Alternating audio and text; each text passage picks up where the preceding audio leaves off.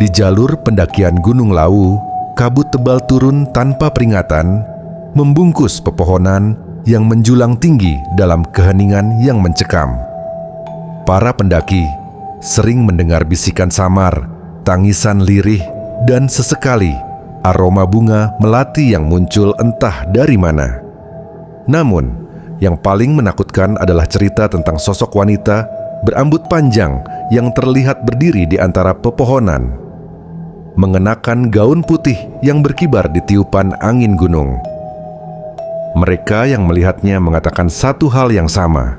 Jika kau menatap matanya terlalu lama, kau akan merasakan sesuatu yang mengerikan.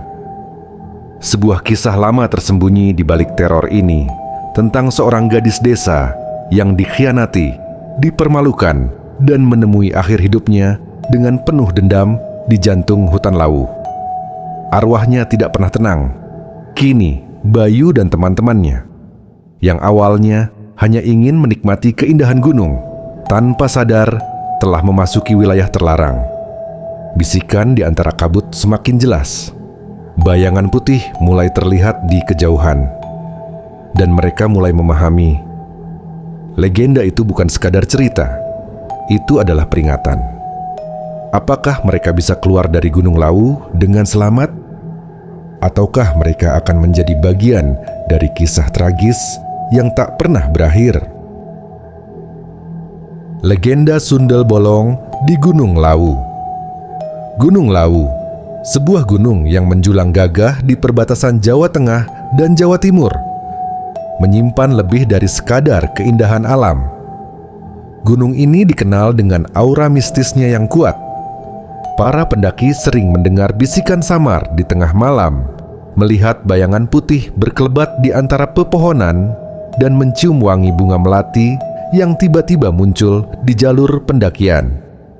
Di antara sekian banyak kisah teror yang beredar, ada satu legenda yang paling menyeramkan. Legenda tentang sosok wanita berambut panjang yang sering terlihat di jalur pendakian. Beberapa menyebutnya sebagai Sundel Bolong, wanita malang yang mati dengan penuh penderitaan dan kini gentayangan mencari keadilan. Konon, pendaki yang tersesat di malam hari sering melihat sosoknya berdiri di tepi jurang, mengenakan kain putih lusuh yang melambai tertiup angin gunung. Wajahnya terlihat cantik dari depan, tetapi ketika dia berbalik, tampak lubang besar menganga di punggungnya, seolah-olah dagingnya terkoyak oleh sesuatu yang mengerikan. Beberapa orang yang pernah bertemu dengannya mengaku mengalami mimpi buruk berhari-hari. Ada pula yang tiba-tiba jatuh sakit tanpa sebab yang jelas. Namun, yang paling mengerikan adalah kisah tentang pendaki yang menghilang tanpa jejak setelah melihatnya. Banyak warga sekitar percaya bahwa Sundel Bolong di Gunung Lawu bukan sekadar cerita karangan. Ia adalah arwah seorang wanita yang mengalami kematian tragis di masa lalu. Kisahnya telah diceritakan turun-temurun, namun tak ada yang tahu pasti kebenarannya. Namun, seorang dukun tua di desa lereng Gunung Lawu pernah berkata, "Ia bukan sekadar hantu, tapi kutukan. Ia akan tetap ada di sana sampai ia mendapatkan apa yang seharusnya menjadi miliknya." Lalu, siapa sebenarnya wanita itu? Malam semakin larut, kabut semakin tebal, dan legenda itu tetap hidup di antara bayangan pepohonan yang bergoyang. Ratih adalah seorang gadis desa yang begitu memesona. Kulitnya seputih melati, rambutnya panjang dan hitam berkilau, serta matanya indah bagai bintang kejora. Tak heran jika banyak pemuda terpikat padanya. Namun, kecantikannya justru menjadi awal dari kisah tragis yang akan menimpanya.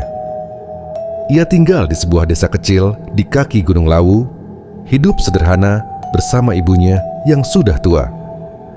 Sejak kecil, Ratih dikenal sebagai gadis yang baik hati, selalu membantu siapapun yang membutuhkan.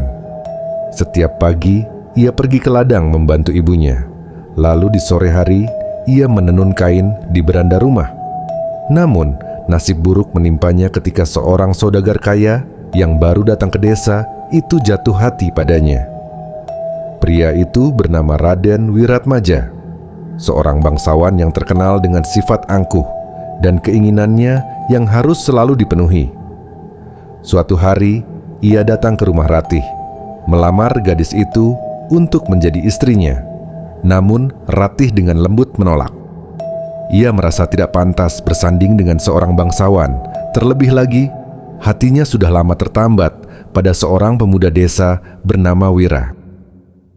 Penolakan itu membuat Wiratmaja murka. Ia merasa dipermalukan di depan orang-orang. Tanpa pikir panjang, ia menyusun rencana jahat untuk menghancurkan hidup Ratih.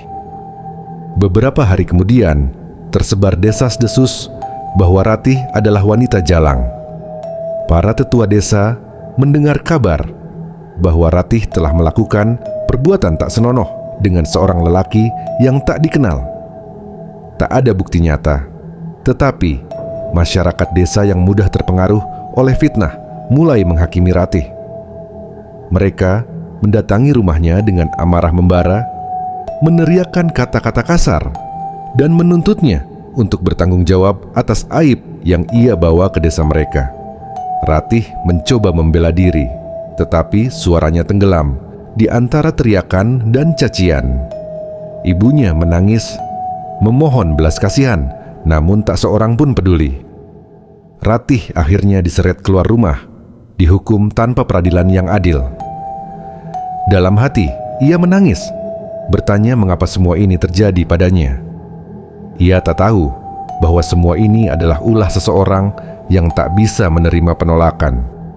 Namun, ini baru permulaan dari penderitaan Ratih. Dan tak ada seorang pun yang tahu bahwa kebencian yang ditanam hari itu akan menjadi kutukan yang menghantui mereka semua. Setelah fitnah keji yang menimpa Ratih, hidupnya berubah drastis. Orang-orang desa yang dulu menyayanginya kini memandangnya dengan jijik. Tak ada lagi senyuman hangat atau sapaan ramah, hanya tatapan penuh kebencian dan bisikan-bisikan tajam di belakangnya. Di tengah kesedihannya, muncul seorang pria bernama Arya, seorang saudagar kaya yang sering singgah ke desa untuk berdagang.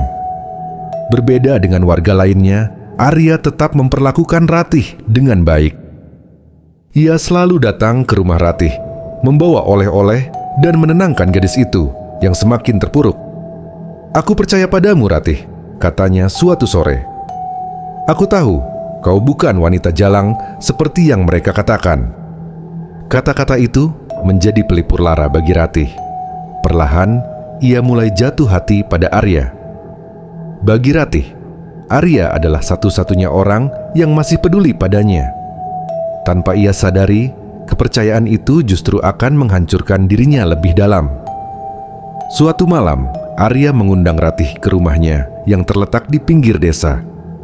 Ia berjanji akan menikahi Ratih dan membawanya pergi dari desa yang telah mengutuknya. Dengan hati berbunga, Ratih datang berharap bisa memulai hidup baru. Namun, saat tiba di rumah Arya, ia justru mendapati beberapa pria telah menunggunya di dalam. Mereka adalah orang-orang kepercayaan Raden Wiratmaja, laki-laki yang dulu ingin menikahinya dan telah menyebarkan fitnah tentang dirinya. Arya, yang ia percaya, ternyata hanya umpan untuk menjebaknya. "Lihat siapa yang datang," ejek salah satu pria sambil mendekatinya. Ratih si gadis suci yang ternyata mudah ditipu. Ratih membeku. Dadanya terasa sesak saat menyadari bahwa semua ini adalah permainan keji untuk menghancurkannya lebih jauh.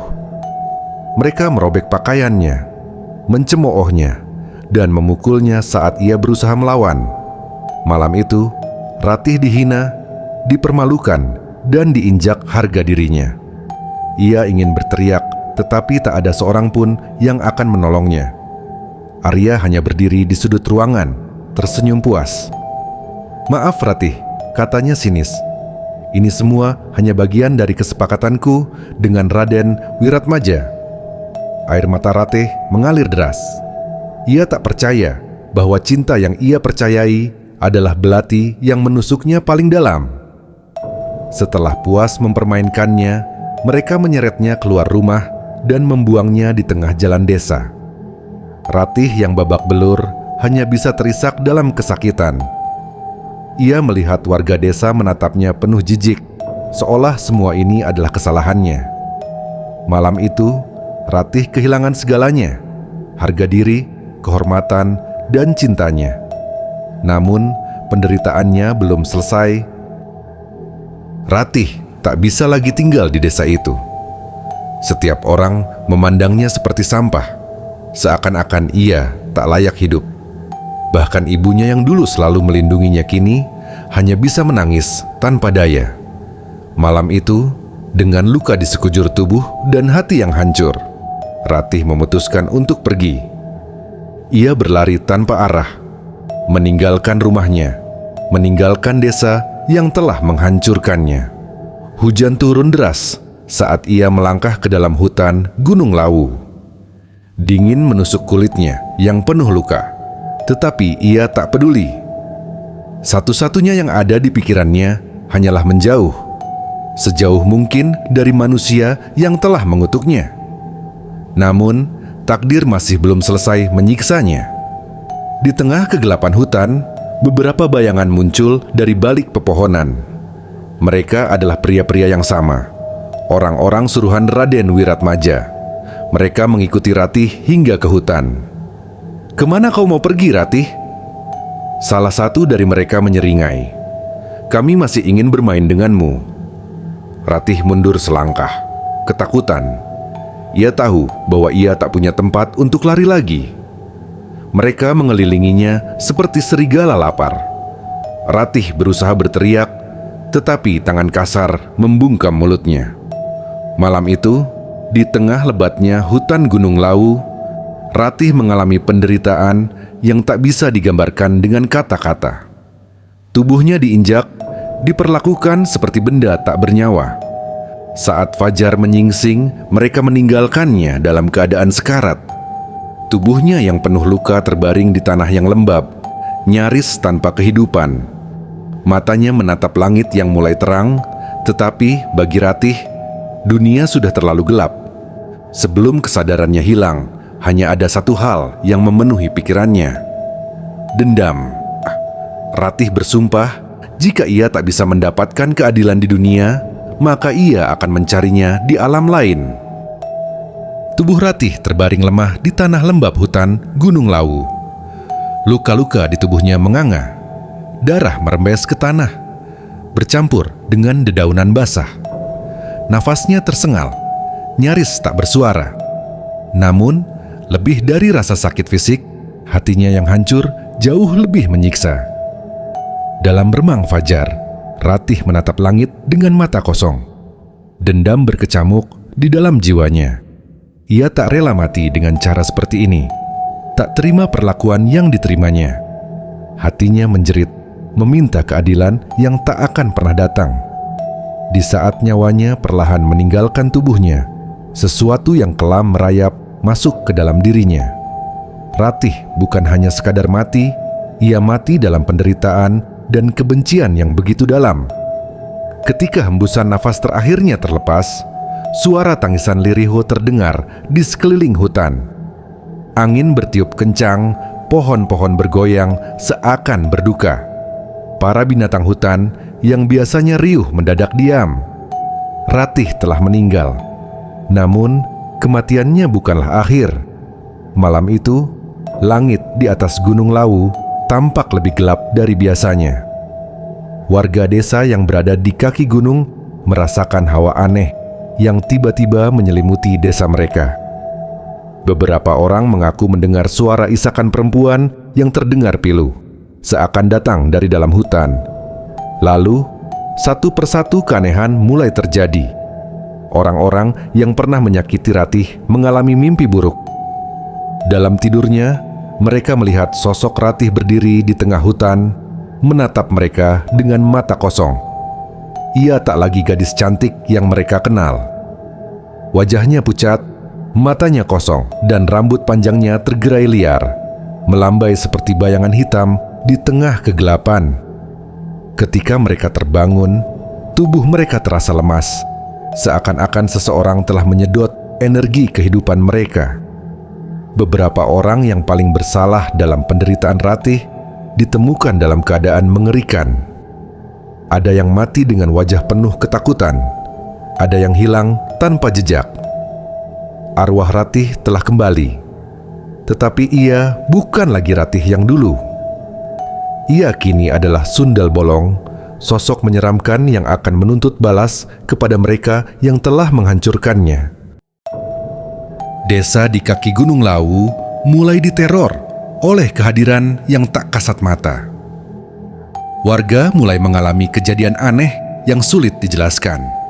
Malam-malam mereka tak lagi tenang. Suara tangisan wanita sering terdengar dari hutan, bahkan terdengar sampai ke rumah-rumah penduduk. Beberapa orang mengaku melihat bayangan putih berdiri di tepi jalan desa, menatap rumah-rumah dengan tatapan kosong. Seorang lelaki tua yang pernah menjadi saksi atas fitnah terhadap Ratih mengaku melihat sesuatu di depan rumahnya. Saat malam menjelang, ia mendengar ketukan di pintunya. Tok, tok, tok. Awalnya ia mengira itu hanya tamu yang terlambat pulang. Namun, ketika ia membuka pintu, tak ada siapapun di luar. Hatinya mulai diliputi rasa takut. Ia menutup pintu dan mencoba kembali ke tempat tidurnya.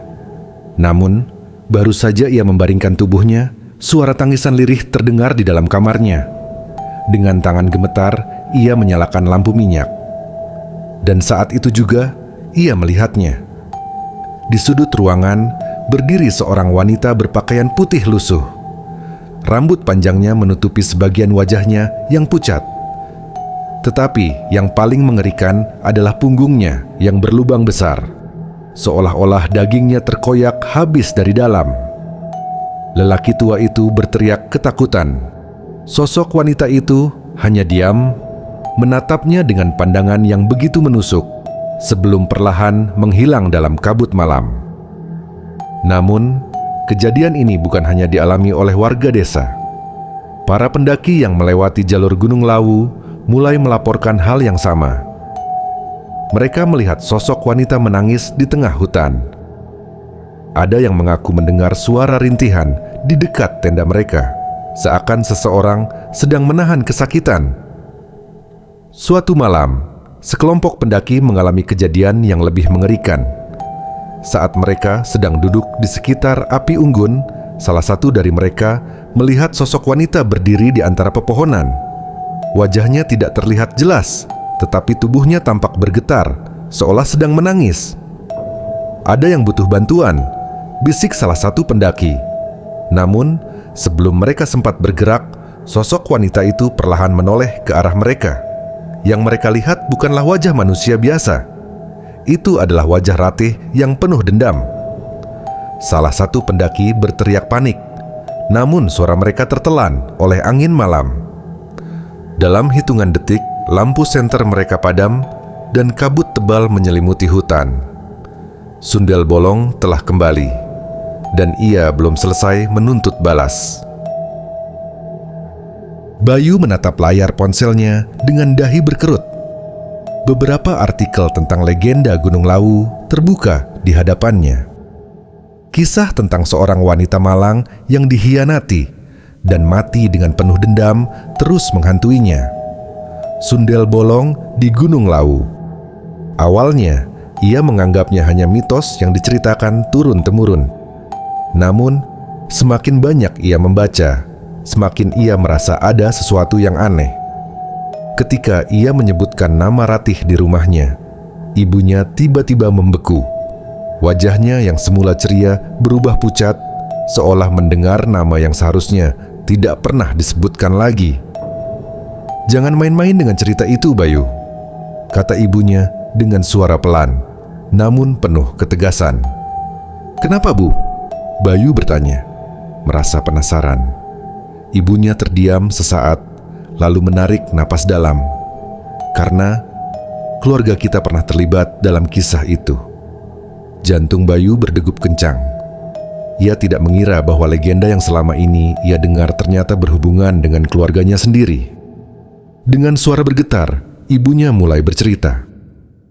"Kakek buyutmu, dia adalah salah satu orang yang ikut mengusir Ratih dari desa," bisiknya. Ia percaya fitnah yang disebarkan Raden Wiratmaja dan ikut menghukumnya tanpa ampun. Bayu terdiam. Tangannya mengepal tanpa sadar. "Aku pernah mendengar bahwa sebelum meninggal, kakek buyutmu sering berteriak-teriak ketakutan di malam hari," lanjut ibunya. Ia mengatakan bahwa Ratih datang menjemputnya. Dan saat akhirnya ia meninggal, tubuhnya ditemukan dalam keadaan mengerikan seperti seseorang yang mati ketakutan. Bayu merinding. Kisah ini bukan sekadar dongeng, bukan sekadar mitos yang diceritakan untuk menakut-nakuti anak kecil. Ada kebenaran di baliknya. Dan kini ia merasa harus mencari tahu lebih jauh. Keingintahuan Bayu semakin besar. Ia merasa ada sesuatu yang harus ia pecahkan, sesuatu yang belum selesai sejak tragedi Ratih terjadi. Tanpa banyak berpikir, ia mengajak 3 orang temannya, Andi, Raka, dan Wulan, untuk mendaki Gunung Lawu.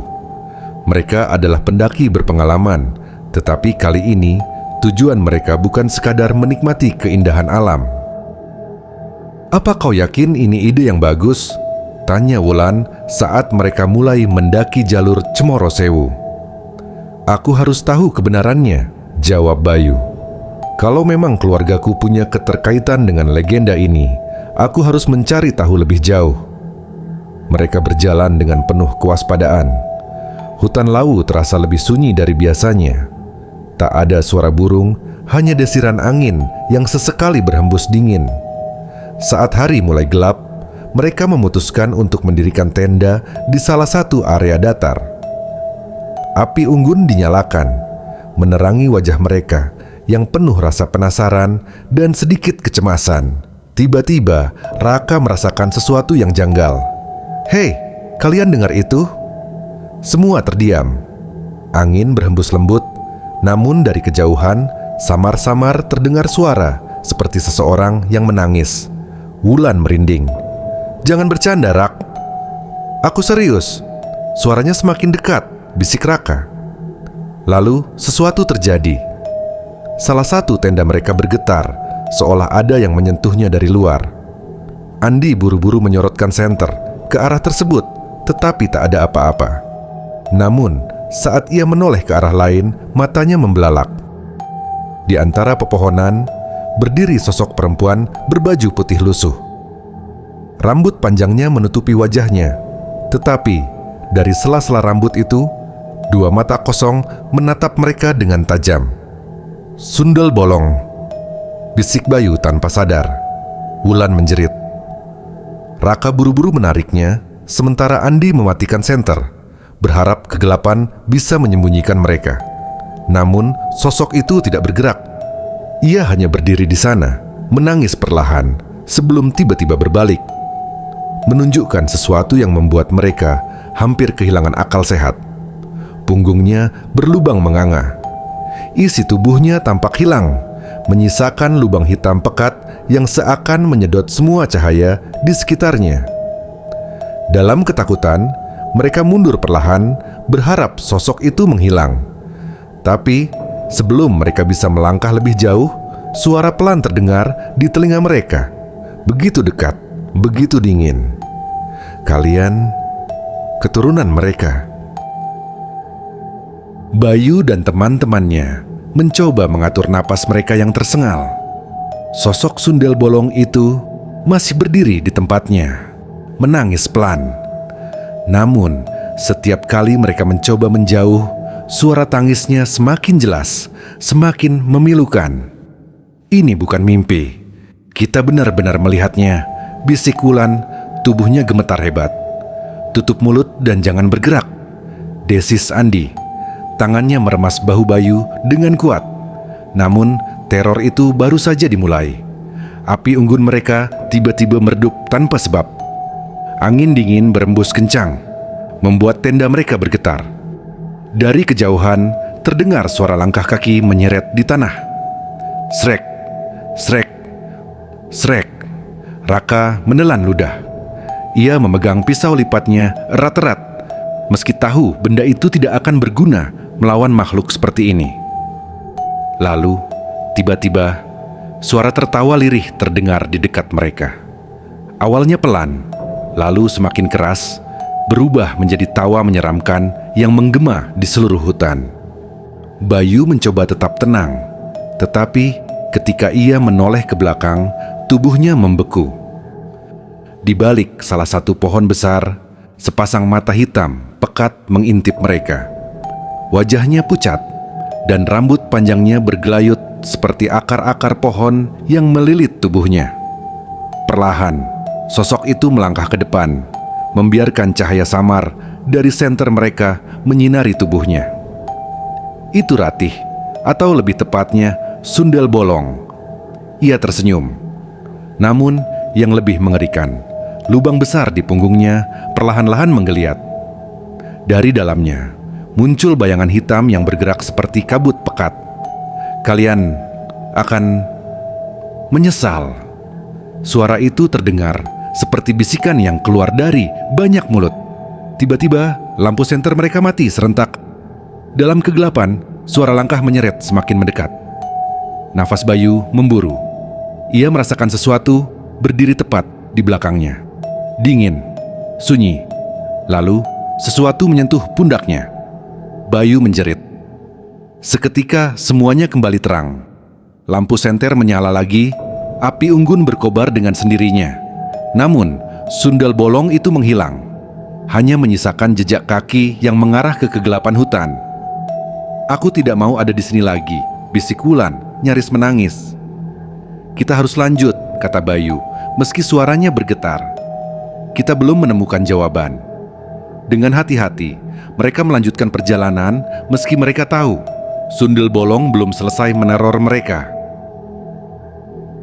Setelah malam yang mencekam, Bayu dan teman-temannya memutuskan untuk turun dari gunung sebelum hal-hal yang lebih buruk terjadi. Namun, mereka tidak kembali ke kota.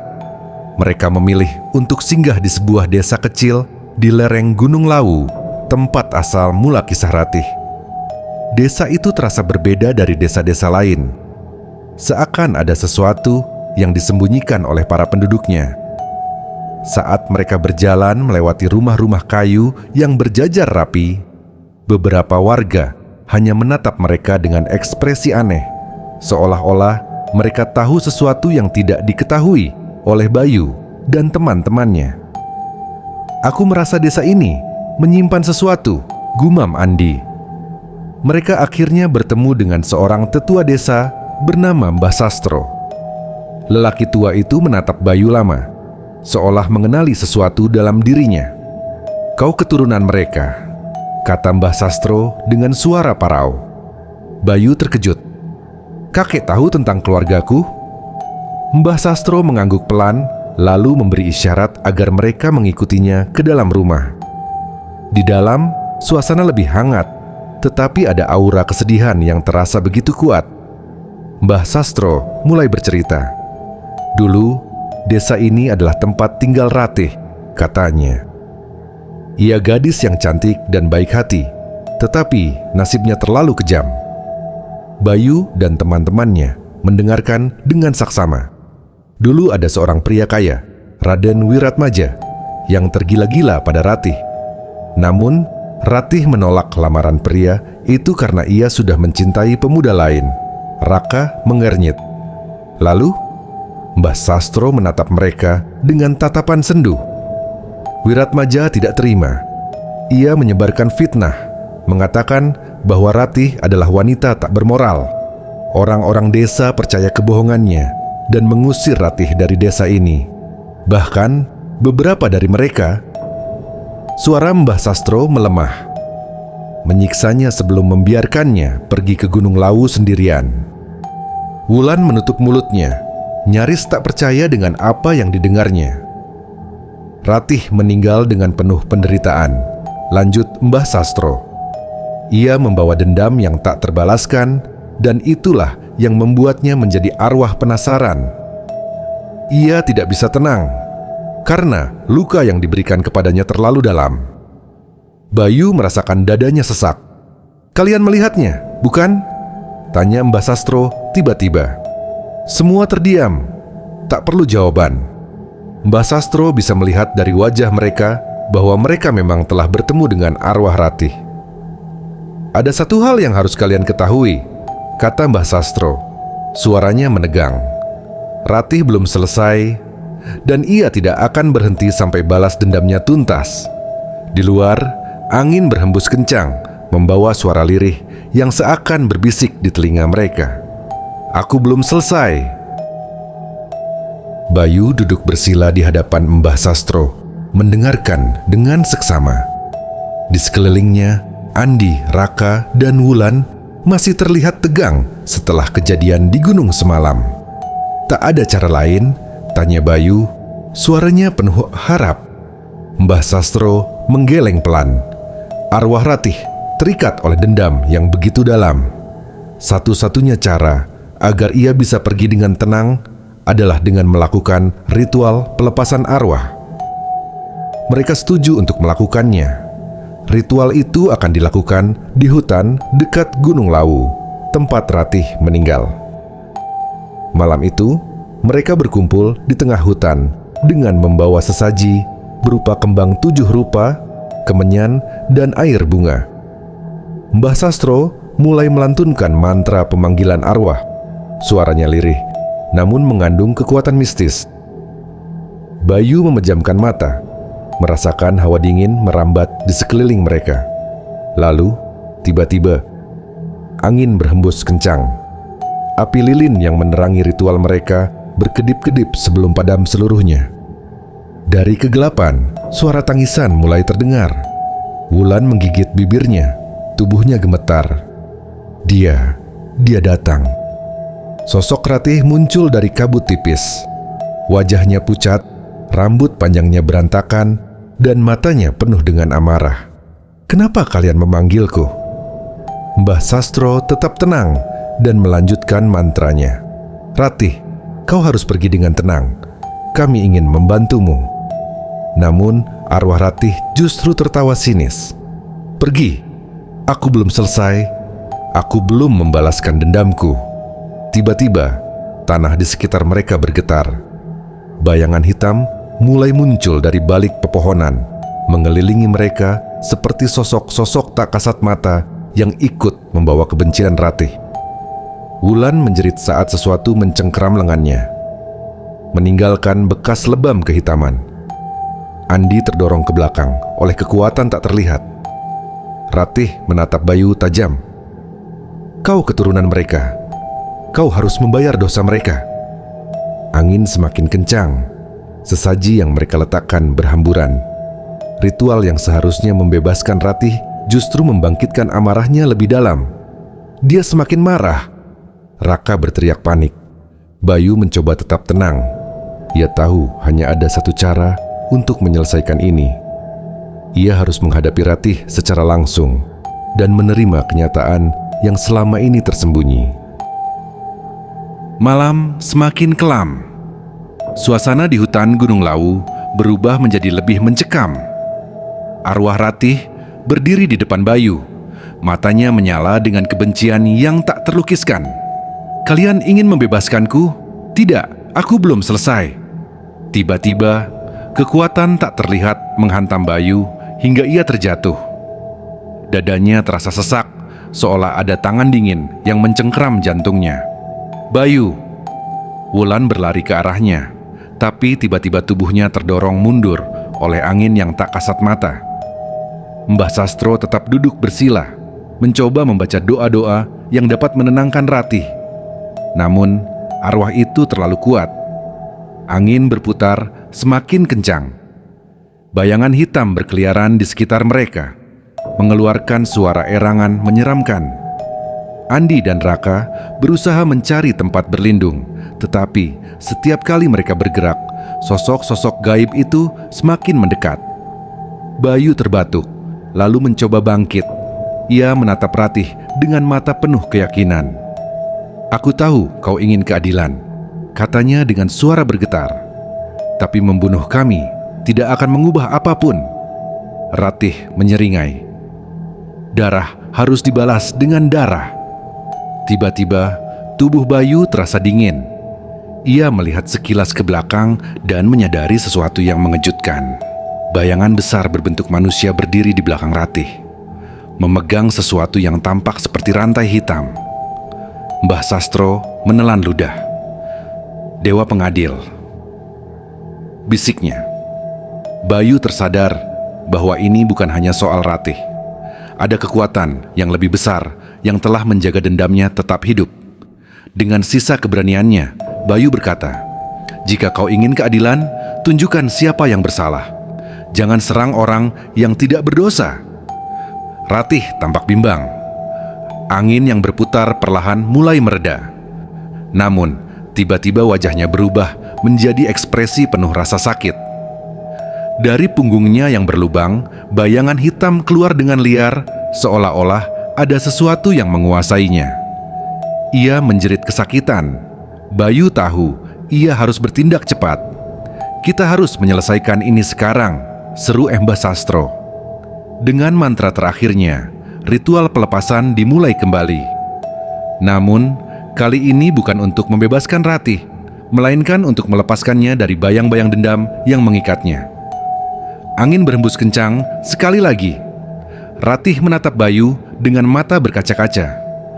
"Apakah aku masih bisa kembali?" Bisiknya. Bayu tidak bisa menjawab. Ia hanya bisa menunggu apa yang akan terjadi selanjutnya. Bayu duduk dengan wajah pucat di depan Mbah Sastro. Ritual yang mereka lakukan tadi telah mengguncang pikirannya.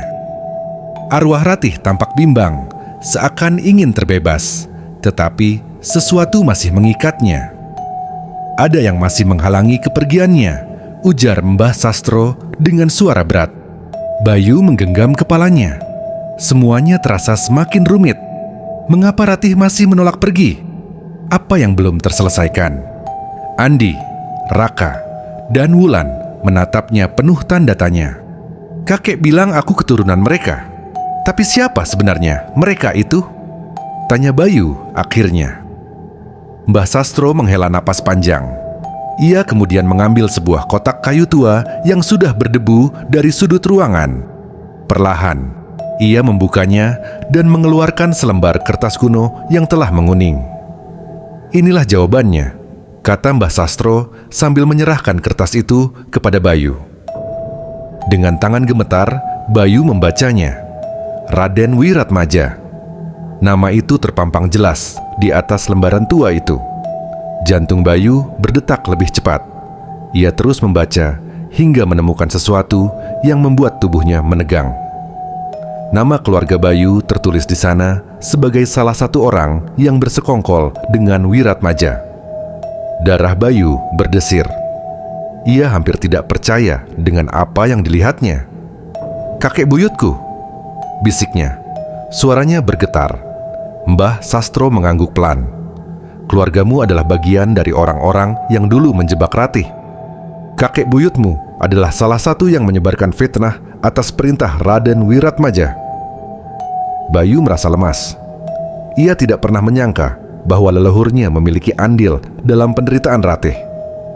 "Jadi, arwah Ratih membenciku karena aku adalah keturunan mereka?" Mbah Sastro menatapnya dalam. "Bukan karena kau keturunannya, tapi karena belum ada seorang pun dari keluargamu yang menebus kesalahan itu." Bayu menggertakkan giginya. Dadanya terasa sesak. Selama ini, ia hanya ingin mencari tahu tentang legenda Sundel Bolong di Gunung Lawu. Tapi ternyata, ia sendiri adalah bagian dari kisah kelam itu. Ia tahu, hanya ada satu hal yang bisa ia lakukan sekarang, meminta maaf dan membantu Ratih mendapatkan keadilan. Dengan hati yang mantap, Bayu berkata, "Aku akan menebus kesalahan keluargaku. Aku akan membebaskan Ratih dari penderitaannya." Di luar, angin bertiup pelan, seolah mengisyaratkan bahwa keputusan Bayu telah membuka jalan baru. Malam itu, Bayu kembali ke tempat mereka melakukan ritual sebelumnya. Ia membawa kemenyan, air bunga, dan selembar kain putih sebagai tanda perdamaian. Angin berhembus pelan, menciptakan suasana yang lebih sunyi dari biasanya. Di sekelilingnya, Andi, Raka, Wulan, dan Mbah Sastro berdiri dengan waspada. Bayu menarik napas panjang. Dengan hati-hati, ia mulai berbicara. "Ratih, aku tahu kau ada di sini." Sunyi. Namun, tak lama kemudian, suara lirih terdengar dari kegelapan. "Kenapa kau memanggilku lagi?" Ratih muncul perlahan dari kabut tipis. Kali ini, wajahnya tidak sekeras sebelumnya. Ada kesedihan yang lebih jelas terpancar di matanya. Bayu menatapnya penuh penyesalan. "Aku tahu sekarang. Keluargaku telah melakukan kesalahan besar kepadamu. Aku ingin meminta maaf." Ratih menatapnya tanpa berkedip. Bayu berlutut. "Aku tidak meminta agar kau memaafkan mereka, tapi aku ingin kau tahu bahwa tidak semua keturunan mereka sejahat mereka dulu." Ratih tetap diam. "Jika ada cara agar kau bisa mendapatkan keadilan, katakan padaku. Aku akan membantumu," lanjut Bayu dengan sungguh-sungguh. Tiba-tiba, Ratih tersenyum kecil. Namun, bukan senyum bahagia, melainkan senyum getir yang menyimpan luka bertahun-tahun. "Keadilan. Tidak ada keadilan bagi orang sepertiku." Angin bertiup lebih kencang. Sosok Ratih mulai bergetar, seakan-akan ada sesuatu yang menariknya ke tempat lain. Mbah Sastro segera melanjutkan ritualnya. Ia menaburkan air bunga dan membacakan doa-doa pelepasan. Seketika angin berhenti. Ratih menatap Bayu dalam-dalam. "Terima kasih." Suaranya begitu lirih, namun penuh makna. Lalu, dalam sekejap, sosoknya memudar perlahan. Angin kembali bertiup, membawa serpihan cahaya putih yang berkilauan ke udara. Bayu menatap pemandangan itu dengan perasaan campur aduk. Untuk pertama kalinya, ia merasa tenang dan yakin bahwa Ratih akhirnya bisa pergi dengan damai. Namun, ia tidak tahu bahwa ini belum benar-benar berakhir. Malam itu, angin Gunung Lawu bertiup lebih lembut dari biasanya. Udara yang sebelumnya terasa begitu berat, kini terasa lebih ringan, seakan sesuatu yang selama ini menghantui tempat itu telah pergi. Bayu masih berdiri di tempat ritual, menatap ke arah di mana sosok Ratih menghilang. Semua yang terjadi terasa seperti mimpi. Dari legenda yang dulu hanya ia dengar, kini ia menjadi bagian dari sejarah kelam yang akhirnya menemukan titik terang. "Dia benar-benar pergi kan?" tanya Wulan pelan. Mbah Sastro mengangguk. "Arwahnya telah bebas. Tak ada lagi dendam yang mengikatnya di dunia ini." Andi dan Raka saling bertukar pandang. Mereka masih sulit percaya bahwa mereka baru saja menjadi saksi peristiwa supranatural yang begitu nyata. Bayu menghela napas dalam. Ia merasa lega, tetapi juga sedih. Ratih telah mendapatkan keadilan, tetapi bayang-bayang masa lalu tetap tidak bisa dihapus begitu saja. Luka yang ia alami, penderitaan yang ia rasakan, dan kejahatan yang menimpanya tetap menjadi bagian dari sejarah Gunung Lawu. Namun, satu hal yang pasti, teror Sundel Bolong di Gunung Lawu telah berakhir. Beberapa minggu setelah kejadian itu, kabar menyebar bahwa jalur pendakian Gunung Lawu tidak lagi dihantui oleh penampakan wanita berbaju putih. Para pendaki yang biasanya mendengar suara tangisan atau mengalami kejadian aneh, kini bisa mendaki dengan lebih tenang. Warga desa di lereng Gunung Lawu pun mulai melakukan ritual tahunan untuk menghormati arwah-arwah yang mungkin masih tersesat. Mereka percaya bahwa kisah Ratih adalah pelajaran penting tentang bagaimana ketidakadilan dapat melahirkan dendam yang abadi. Bayu sendiri kembali ke kehidupannya, tetapi hatinya tidak pernah sama. Ia merasa memiliki tanggung jawab untuk menjaga agar sejarah ini tidak terulang. Ia mulai menulis tentang kisah Ratih. bukan sebagai legenda menyeramkan, tetapi sebagai pengingat bahwa kejahatan yang tidak dituntaskan bisa menjadi beban bagi generasi selanjutnya. Suatu hari, saat ia kembali mendaki Gunung Lawu, Bayu berdiri di tempat di mana dulu Ratih menghilang.